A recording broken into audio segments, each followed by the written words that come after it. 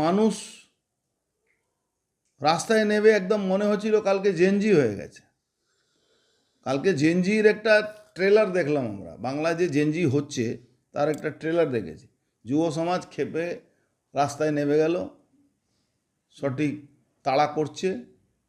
DG টাকা ফেরত দিতে বলেছে, ডিজির টাকা। আমার মনে হচ্ছে এই জন্যই ডিজিকে মাঝখানে প্রেস কনফারেন্স ছেড়ে উঠে যেতে হলো। ডিজি আবেগে বলে ফেলেছেন।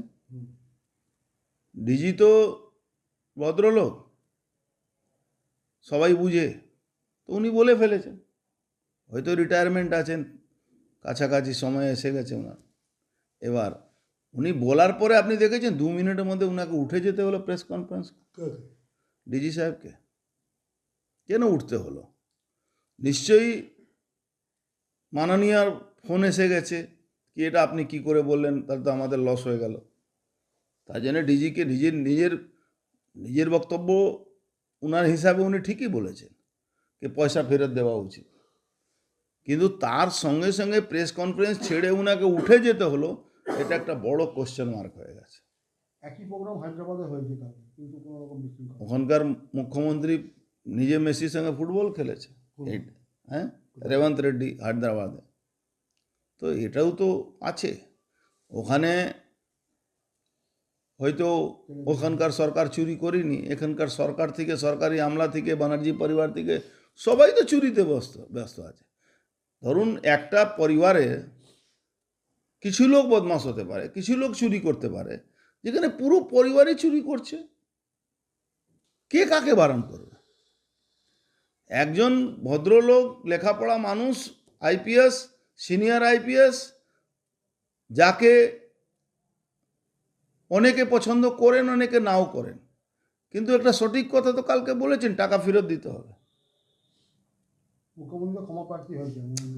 আরে বাবা, আপনি মুখ্যমন্ত্রী কতবার ক্ষমা চাইলেন কয়লা চুরি চোরদেরকে বাঁচাবার জন্য?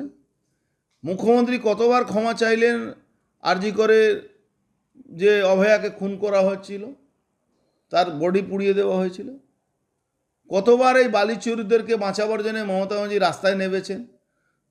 কতবার এই সিবিআই সঙ্গে এই রাজীব কুমারকে বাঁচাবার জন্য ওনার বাড়ির সামনে ধারণা দিয়েছেন? বাংলার মানুষ কাছে ক্ষমা চেয়েছেন? ক্ষমা চেয়েছেন সামনে ইলেকশন আছে তার জন্যে। উনি ভাবছেন লোক ভুলে যাবে ব্যানার্জি পরিবারের পুরো পরিবার মেসিকে ঘিরে রেখেছিল, মানুষ মেসিকে দেখতে গেছিল, ইয়াং জেনারেশন মেসিকে দেখতে গেছিল, আর দেখলো কাকে? অরূপ বিশ্বাস পরিবার আর ব্যানার্জি পরিবার, তাদেরকে দেখতে গেল। তারপর থেকে নিয়ে খেলে দেখুন মমতা ব্যানার্জির খেলা হয়ে গেছে, মমতা ব্যানার্জি আর খেলা বাকি নেই। যদি 90 মিনিটে খেলা ধরুন, সেটাও শেষ হয়ে গেছে। যদি 5 দিনের খেলা দেখুন, সেটাও শেষ হয়ে গেছে। যেটা 2020 ভাবুন, সেটাও শেষ হয়ে গেছে। মমতা ব্যানার্জির খেলা আর নেই। মেসি কি কাণ্ড কি বলবেন? দেখুন কালকে মাঠ থেকে আওয়াজ উঠেছিল কি আমরা মেসিকে দেখতে এসেছিলাম, মেসিকে দেখতে পাইনি। হাজার হাজার টাকা খরচ করে প্রায় 100 কোটি টাকা এই সরকার, বলা ঠিক না, সরকার আর ব্যানার্জি পরিবার একই আছে। ব্যানার্জি পরিবার তো সরকারি পয়সা দিয়ে সরকারি মঞ্চ তৈরি করে সরকারের বিরুদ্ধে কথা বলে, মানে কেন্দ্রীয় সরকারের বিরুদ্ধে কথা বলে। সরকারি মঞ্চ, সরকারি পয়সা, কেন্দ্রীয় সরকারের বিরুদ্ধে কথা বলে। সরকারি স্টেডিয়াম, নিশ্চিতভাবে আমি বলছি বিনা পয়সায় স্টেডিয়াম বুক হয়েছে, 10 টাকা, 5 টাকা, 1 টাকা সিম্বলিক মেসিকে আনার জন্য। তাতে আমাদের কোনো আপত্তি নেই, কিন্তু আপত্তি একটা জায়গা আছে, যেটা সাধারণ মানুষেরও আপত্তি ছিল, কি 10 টাকার জলের বোতল 150 টাকা 200 টাকাতে বিক্রি হয়েছিল, এর উপরে আপত্তি আছে। মেসিকে ব্যানার্জি পরিবার চুরি করে নিয়ে গেছে, এর পুরো আপত্তি আছে।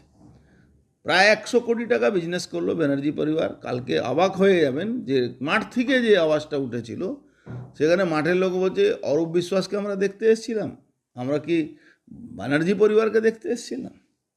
আপনি টুইট করেছিলেন। উল্লেখযোগ্য আছে আকাশ ব্যানার্জি, নেফিউ অফ মমতা ব্যানার্জি, তিনি ওখানে উপস্থিত ছিলেন, যিনি অভিষেক ব্যানার্জিও কাজিন হন।